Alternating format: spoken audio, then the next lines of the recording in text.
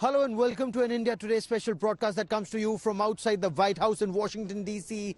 I'm Gaurav Sawant. The stage is set for Donald Trump to return to the White House as the 47th President of the United States of America. And preparations are on here at the Pennsylvania Avenue right outside the White House for the grand reception. But because of the chill that's expected on the 20th of January, it's likely to be -7 degrees, could go up to -10, at least 5 to 8 inches of snow is expected. And Donald Trump himself has said he does not want his supporters to fall ill or to be out in the cold. And that is why a lot of the celebrations that were planned here outside the White House, and in fact all the way from the Capitol to the White House, they've now either been curtailed or called off. Trump supporters have been asked not to come to the White House but stay where they are. There are, of course, 18 balls and gatherings that are being organized, some official, some unofficial, including the Commander-in-Chief's ball where the President and the First Lady would be. But there are several other get-togethers that are also happening. But as far as the Trump inauguration is concerned, there are several heads of state and governments who've been invited. India's External Affairs Minister, Dr. S. Jaishankar, will be here. Several tech giants will be here. Several top celebrities and industrialists from across the world will be here at the White House.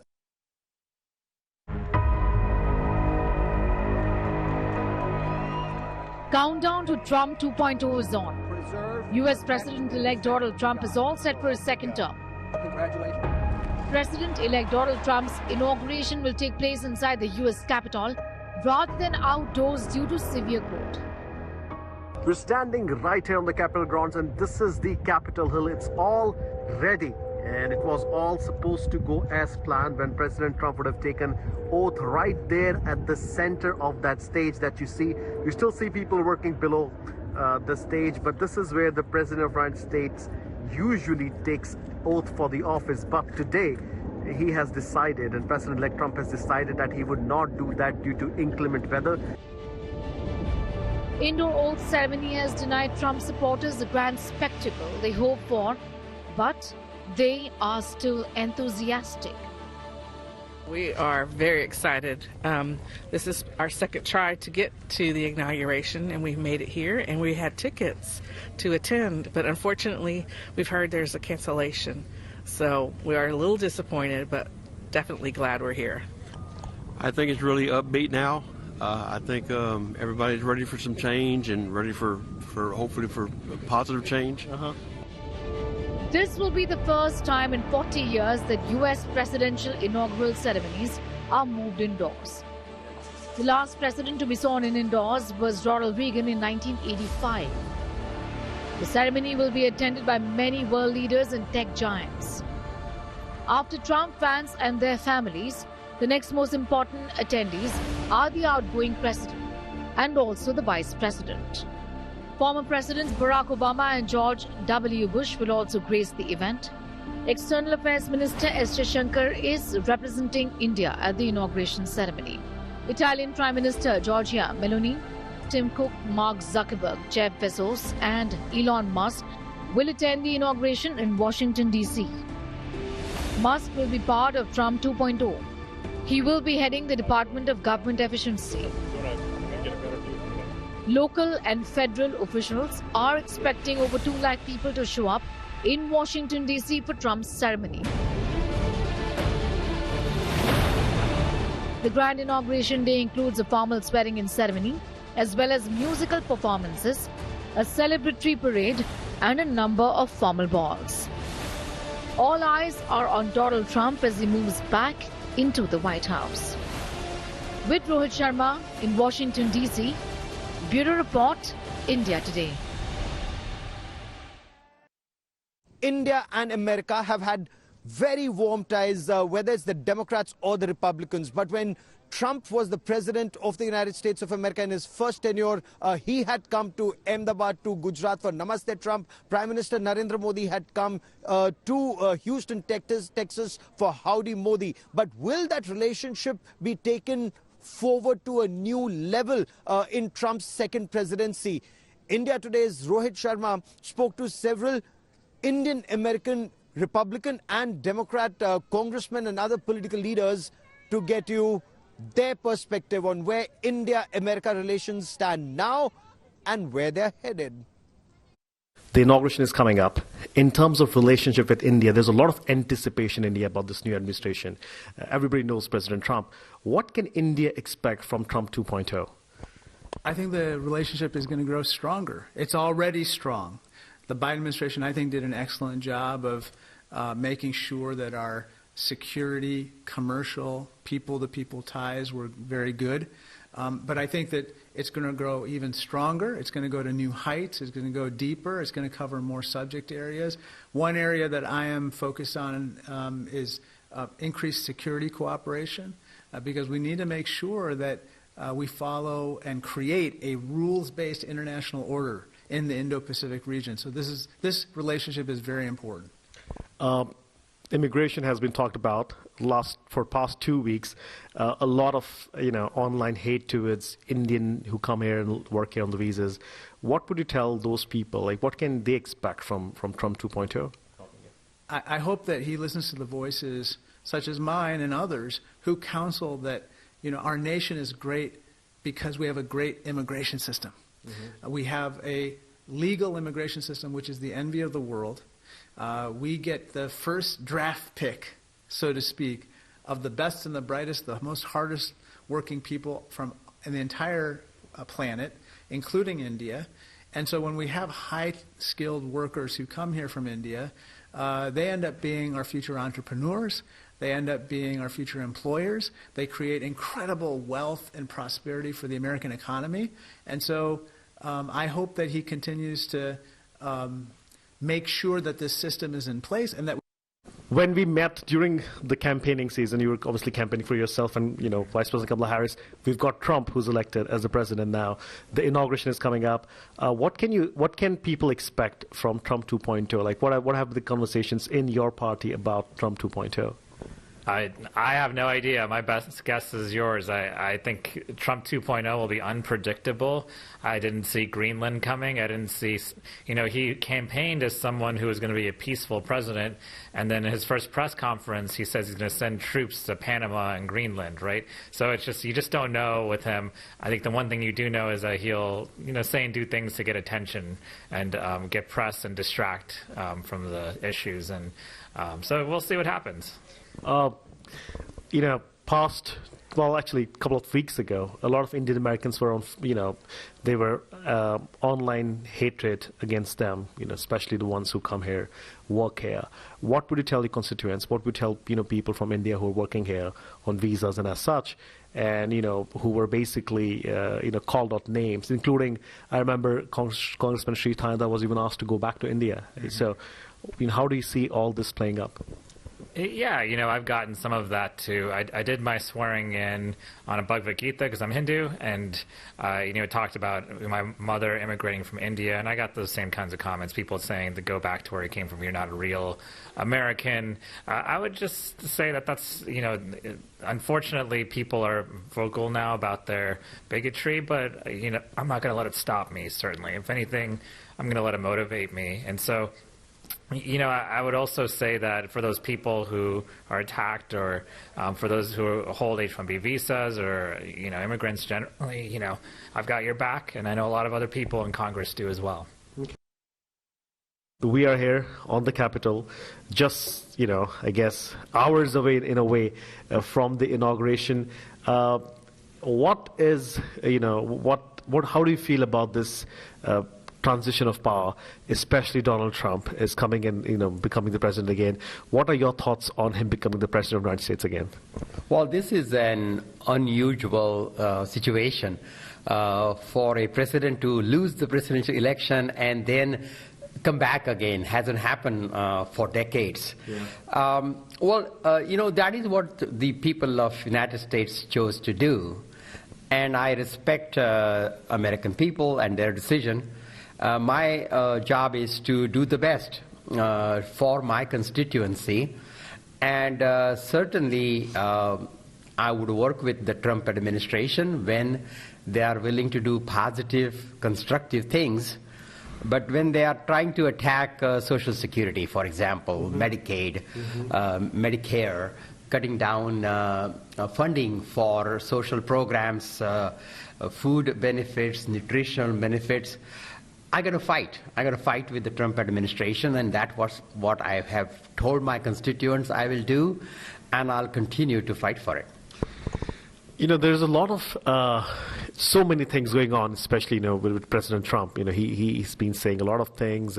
We're hearing about 100 executive orders on day one, and so many things. What are you most interested in with President Trump? And any of his orders or any of his ideas that excites you at least? Well, look, I want him to work on the economy. People voted for Trump because he projected himself as someone who has solutions to our cost of living increases, the inflation, groceries cost so much more, gasoline costs so much more, childcare is more expensive, health care is more expensive, and Trump talked about that and made a case that he alone can solve those problems, and I want to challenge him. And I want him to deliver on his promises to help the American people. The inauguration is coming up. What can one expect from Trump 2.0? He's going to be looking for a strong economy. He's going to be looking for a sustained economy. He's going to look for growth above 2%. That's going to include deregulation, keeping the Tax Cuts and Jobs Act in place, which will expire in 2025. I think he will look to have a stronger defense posture. I think the Indo-Pacific region is extremely important when you look at China and its rise, not just in its economic strength, but its military prowess. The fact that they're threatening Taiwan in that region that's so important, that has 70% of the world's wealth, 70% of the world's population, about that much in military might as well. It'll be extremely important. I don't know if he'll focus on that in the inauguration itself, but he's going to talk about a stronger, more resilient America that's much more fair. When I say fair, that doesn't mean that we have equal results, but we have equal opportunities, not based on race, not based on gender, not based on anything other than your efforts and your abilities. That's been the American way since the very beginning. One of the things that snuck in somehow or another is that we punish people who are successful. That should never be the American way. Anybody who's part of the Indian diaspora knows that. We've seen a demographic who's extremely successful be punished for that success and actually discriminated against for that success many times.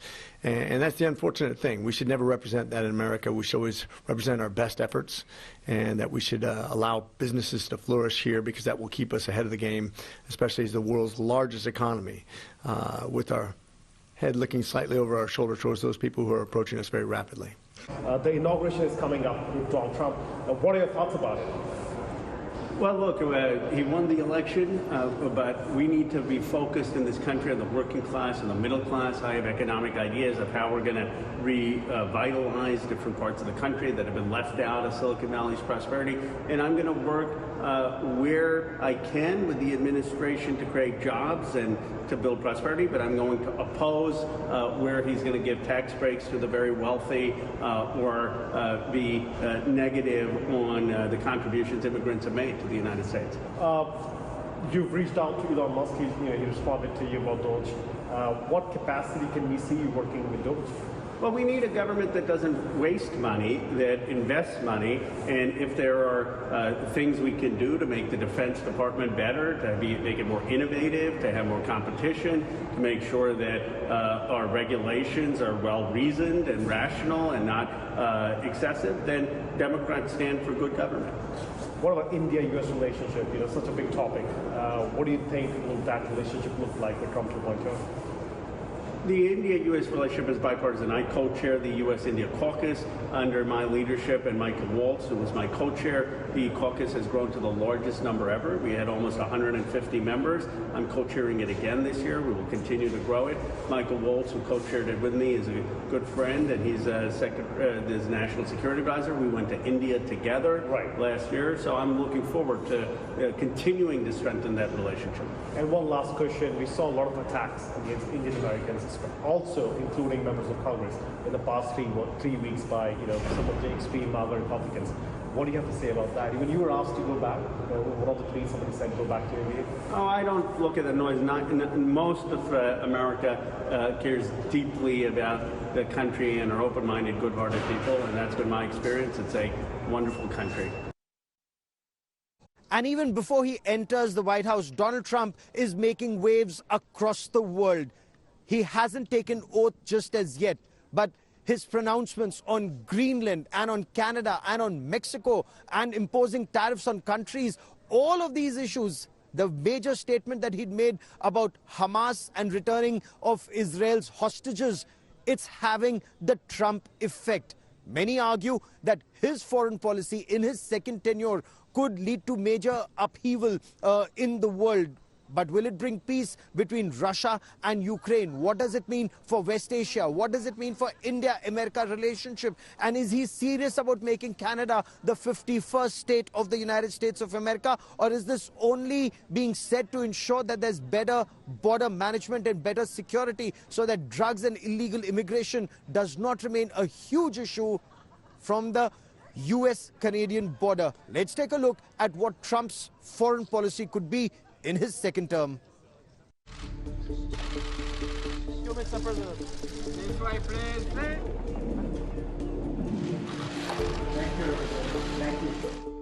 Donald Trump is set to take oath as the 47th US president for the second time on Monday. From Ukraine war to trade with China to immigration, Trump is likely to disrupt American foreign policy in a massive way.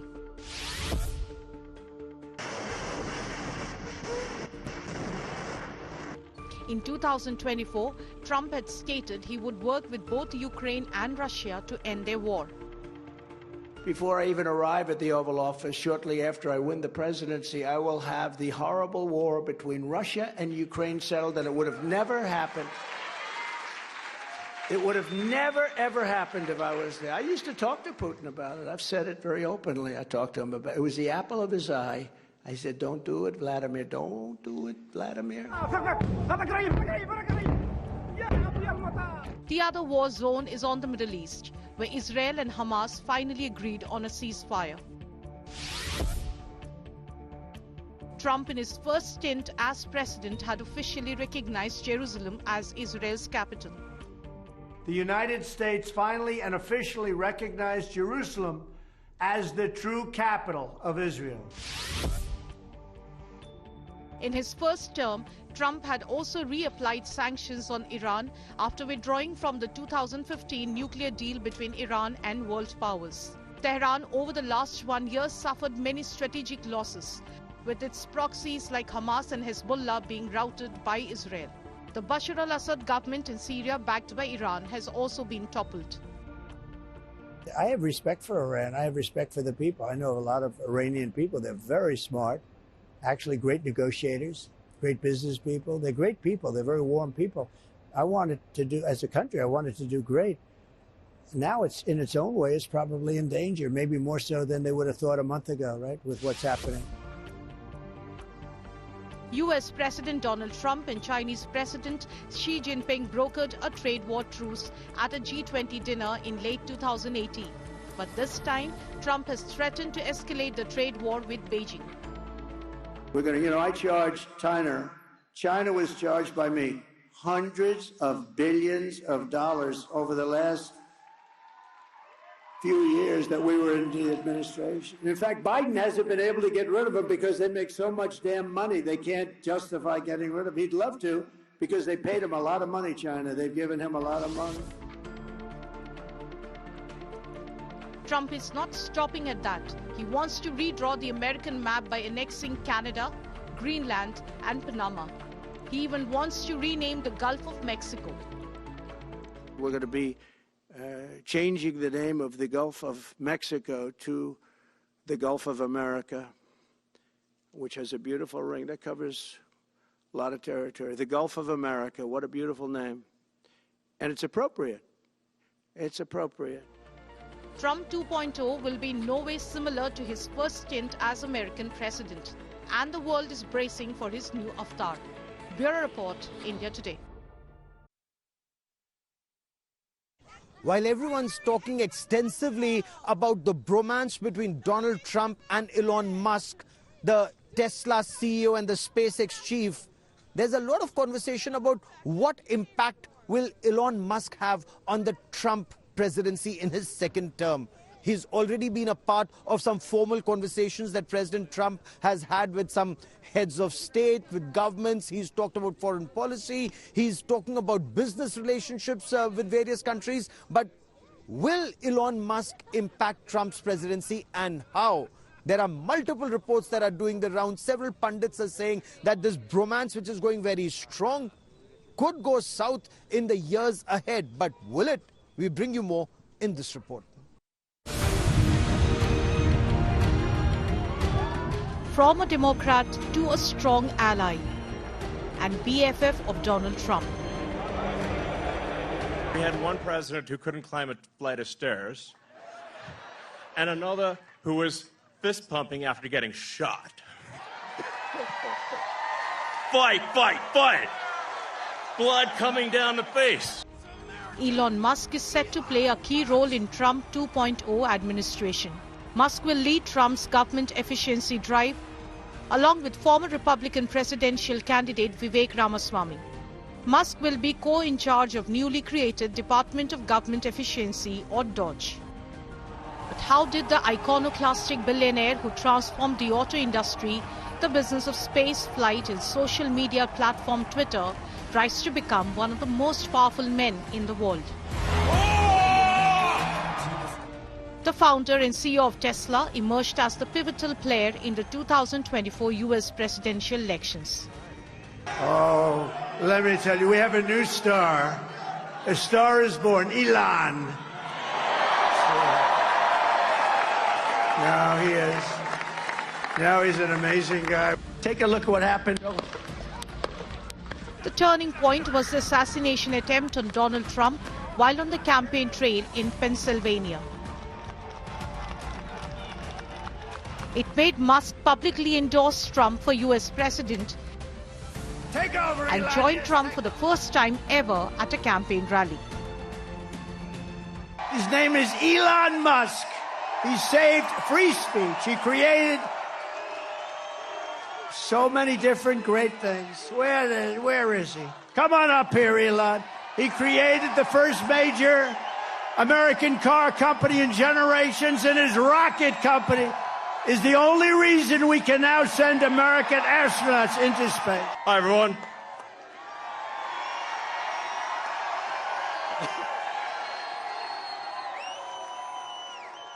As you can see, I'm not just MAGA, I'm dark MAGA. Well, first of all, I want to say what an honor it is to be here. And, you know, the true test of someone's character is how they behave under fire. The billionaire owner of Tesla and SpaceX handed out over $200 million to fund Trump's 2024 campaign, making Musk one of the biggest underwriters for presidential campaign in U.S. history. President Trump must win to preserve the Constitution. He must win to preserve democracy in America.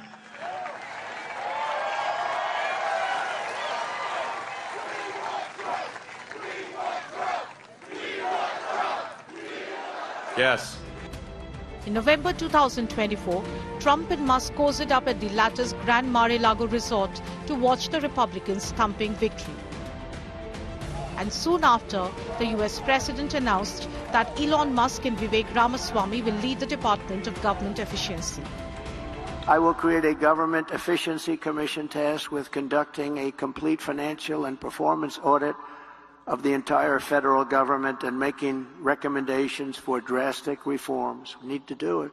Elon, because he's not very busy, has agreed to head that task force. Be interesting. If he has the time, that'd be a good one to do it. All government spending is taxation. So whether it's direct taxation or all government spending, it either becomes inflation or it's direct taxation. Your money is being wasted, and the Department of Government Efficiency is going to fix that. But the two businessmen politicians' friendship clearly extends beyond the White House, with Trump attending SpaceX Starship launch. Vehicle is pitching downrange. Booster Raptor, chamber pressure nominal. And Musk spending Thanksgiving with the entire Trump clan at Mar-a-Lago. The two also shook a leg with their families at the New Year's Eve bash.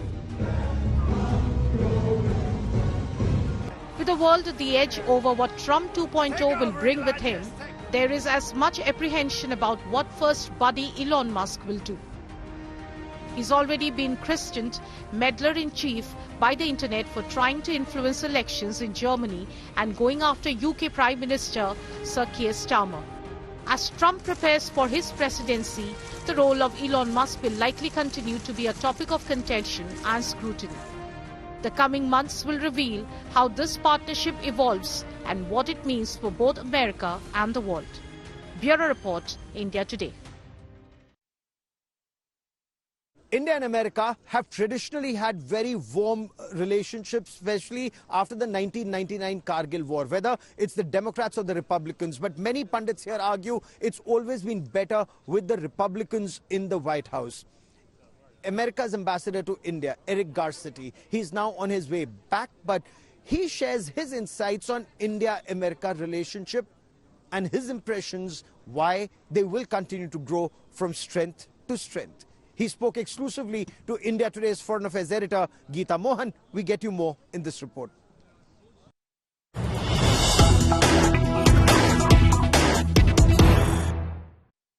Why do you think the Trump administration did not invite Prime Minister Modi? Well, I haven't seen the list of who was or was not invited, so I haven't seen that. But I do know that we have, as a national security advisor coming in, Michael Waltz, chair of the India caucus in the House of Representatives. Marco Rubio, nominated and most likely to be confirmed as Secretary of State, who introduced legislation about making U.S.-India military strategic relations even closer. Two huge cheerleaders of the U.S.-India relationship who will be in charge of President Trump's policy with India. So, trade aside, which I think is an opportunity, not a challenge, but an invitation to have a more honest and deeper conversation, this is going to be building on the success of this administration in the next. I'm confident about that. Because you know what? Leaders reflect their people. And this isn't just a message of Joe Biden and of Prime Minister Modi, or of Donald Trump and Prime Minister Modi. This is our people. It's the Indian immigrants who are such a huge part of our country now. It's the students that are coming from the United States to India, tripled the number that now travel here. Those folks are saying, we believe in these countries. We believe in this relationship. And even in the most challenging moments, we have navigated that with a sort of resilience that, again, I don't think we ever would have pictured 20, 25 years ago, but that does lay a pathway for progress for the world. But did India show interest in leadership level participation at the inauguration? I have no idea. I think that will be more meaningful than who shows up in a very large crowd is that first meeting together. And I'm confident Prime Minister Modi will come meet with President Trump early on, and then India will host the Quad this year. Biden administration is on its way out. Trump will be taking over soon. But before Trump takes over, if you could tell us what your experience has been in India and the achievements of Biden administration vis-a-vis India-US relations. Well, thank you, Geeta, and thank you for your friendship over my time here as ambassador. It's been the most extraordinary run of my life. I've gone to 27 states. I've gone to 6 union territories. I've seen from Ladakh to Kanyakumari, from the Rajasthan desert all the way to the Nagaland jungles, just how extraordinary this country is.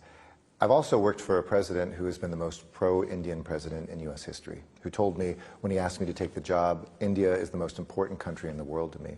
And he's worked with the most pro-American prime minister, I think, in India's history. And by the way, their predecessors were pretty strong too. So when I look at what we've done, it really has been from the seabed to the stars.